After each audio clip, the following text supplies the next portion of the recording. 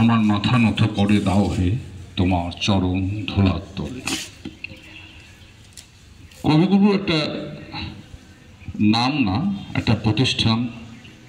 শুধু প্রতিষ্ঠান বললে ভুল হবে। আমরা বাঙালি যারা বাঙালি বলি, এই বাঙালির অস্তিত্ব সমগ্র ভারতবর্ষে তথা পৃথিবীর বুকে যার পশ্চাৎ ছাড়া, যার প্রতিভা ছাড়া বাঙালিকে হয়তো অনেকে চিনতেই না, সেই কবিগুরু রবীন্দ্রনাথ। তার সম্বন্ধে বেশি কিছু বলা আমাদের মূর্খামি।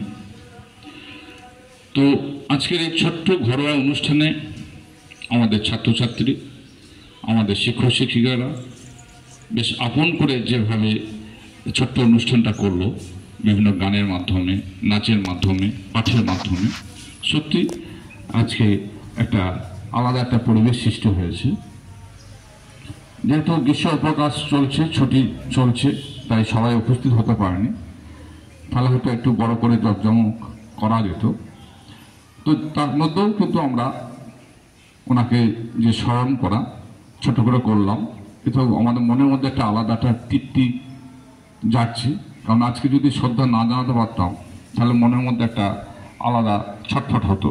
হ্যাঁ, তো যাই হোক, আজকের এই বিশেষ দিনে সব থেকে বেশি পাওনা, আজকের এই দিনে আমারই মাস্টারমশাই, আমি 87, 88, 89 সালে উচ্চশিক্ষা যখন পড়ি, সেই মাস্টারমশাইকে আমি পেয়েছি, শ্রদ্ধেয় সরজিৎ রায় মহাশয়, যিনি পাওলা গ্রাম, পাওলাঙ্গার এই স্কুল যার সাথে যুক্ত, তিনি অধ্যক্ষ ছিলেন এবং স্বনামধন্য তিনি অঙ্কের টিচার, অধ্যাপক। আমি ওনার কাছে পড়েছি, তো ওনার সম্বন্ধে একটু না বললেই নয়। তো অবাক হতাম তখন যে সেই সময় 11-12 অঙ্কের যে কোনো পাতা, কোন পাতায় কত নম্বর শেয়ালে কি অঙ্কটা আছে, তার উত্তর কি ওনার মুখস্থ ছিল। আমরা যখন কোশ্চেন কিছু পড়তাম, উনি বলে দিতেন, দেখ এত নম্বর পাতায় এত নম্বর শেয়ালে এই মানে অঙ্কটা আছে। তারপরে একটা প্রাইজ পাওয়ার জন্য আমি গিয়েছিলাম। তো সেই অনুষ্ঠানে রাজস্থানের যিনি শিক্ষামন্ত্রী, তিনি পুরস্কারটা দিয়েছিলেন। তো আমি যখন বললাম যে, আমাকে জিজ্ঞেস করলো যে কোথা থেকে এসছেন, আমি বললাম বেঙ্গল থেকে। তখন বললো যে ক্যালকাটা। আমার না, ক্যালকাটা না, ওটা বীরভূম। তো বীরভূম যখন বললাম, বীরভূম ঠিক বুঝতে পারলাম না।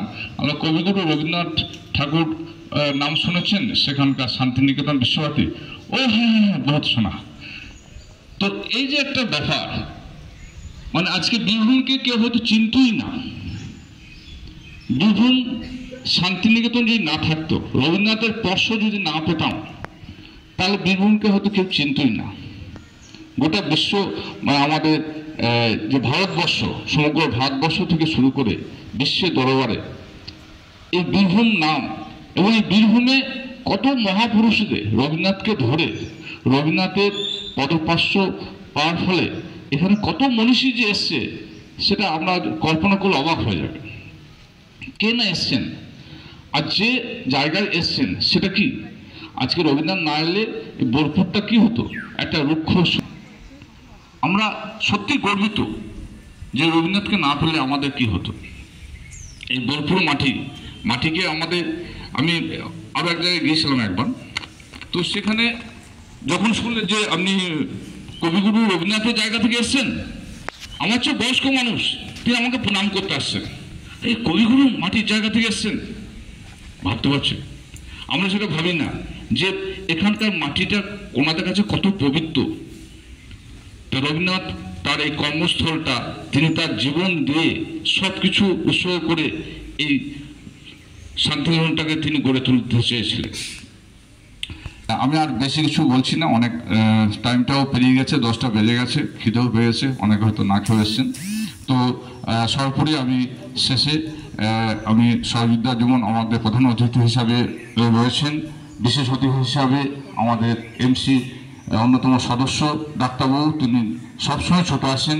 তিনি কি ছোটোর দিন, কি স্কুল খোলার দিন তিনি কিন্তু প্রতিদিনই এবেলা খবর নেন, দেখেন, আসেন, স্কুল খোলা থাকলে ছুটে দেখেন। তো এরকম একটা মানুষকে পেয়েছি।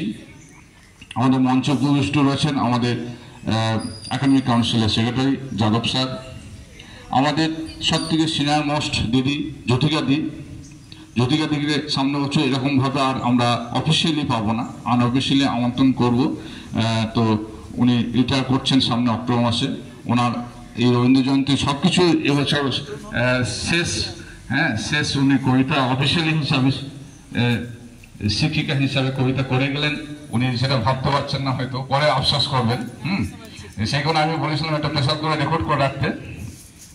তো আরও সিনিয়র আমাদের সবথেকে বেশি এই স্কুলে যিনি রয়েছেন দীর্ঘদিন ধরে মঞ্জুদি, এছাড়াও আরও আমাদের প্রত্যেকে আমাদের এখানে সৌভাগ্য যে আমাদের এখানে 4 জন ডক্টরেট উপাধিপ্রাপ্ত শিক্ষক শিক্ষিকা রয়েছেন। তা আমাদের সংস্কৃতে মনীষাদি রয়েছেন, ভূগোলে বরুণবাবু আছেন, ফিজিক্সে পার্থবাবু আছেন। তো বিশেষ কারণে সবাই হয়তো আসতে পারেননি, যারা আসতে পারলেন না হয়তো বিশেষ কারণে, আমি আশা করব হয়তো সামনের প্রোগ্রামে ওনারা সবাই ছুটে আসবেন।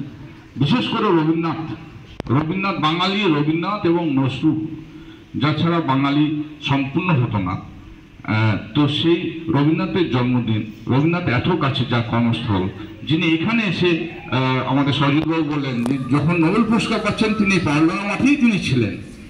তো সেই পদপ্রস্পর্শ জায়গায় আমরা তার আজকে জন্মদিনে যদি না আসি, সেটা আমাদের কাছে মনে হয় একটা বিশাল ভুল হবে। তো যাই হোক, আমরা সবাই যারা এসেছি সকলকেই, সমস্ত মাস্টারমশাইকে, আমার সিনিয়র যারা তাদেরকে প্রণাম জানাচ্ছি এবং ওনাদের আমি শুভেচ্ছা জানাচ্ছি। আমার শ্রেণীর ছাত্রছাত্রী, বিশেষ করে 12-এর মেয়েরা যারা নাচ এবং গানের মাধ্যমে আজকে জিনিসটাকে পরিপূর্ণ করে তুললো, তাদেরকেও আমি শুভেচ্ছা ভালোবাসা জানাচ্ছি। আমাদের খুদে বাচ্চা সেও গান করলো 7-এ, দর্শক হিসাবে যারা এসছে তারাও হয়তো পরবর্তী ক্ষেত্রে তারা গান কবিতা করবে। তো যাই হোক, আমি আর বেশি কিছু না বলে সকলকে আরও একবার ধন্যবাদ জানিয়ে এবং আজকে কবিগুরুর 163তম জন্মদিনে তার শ্রীচরণে শত সহস্র নমস্কার প্রণাম জানিয়ে আমি আমার বক্তব্য শেষ করছি। ধন্যবাদ।